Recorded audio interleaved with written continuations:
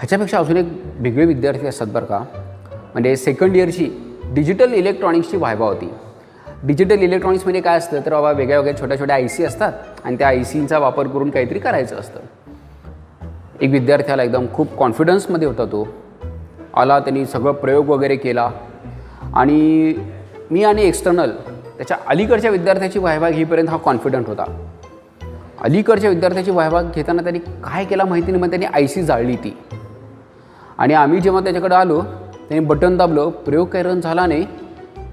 मग लगेच आम्ही म्हणलो झाला नाही रन, तर लगेचच त्याने असं सर्किट डिबग केल्यासारखं केलं आणि एक IC काढून आम्हाला दाखवत म्हटलं की सर ही IC जळाली आहे म्हणला. त्याचा आविर्भाव असा होता की बाबा ही IC जळाली म्हणून. तर कॉलेजने आम्हाला चांगले कॉम्पोनंट दिले असते तर एडिसन आणि टेस्लानंतर मीच. आम्हालाही कळलं होतं की त्यांनी थोडं व्होल्टेज वाढवून IC जाळलेली आहे, पण आता आम्हाला कळत होतं की IC ती जाळलेली आहे.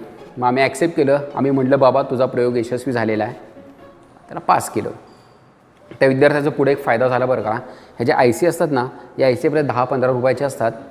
त्या जळाल्या तर त्या रिप्लेस करता येतात, पण त्याच्यानंतर पुढं त्यांनी second year, third year, fourth इयरला तो जरा महागडे कॉम्पोनंट वापरत होता, CRO, DSO वगैरे.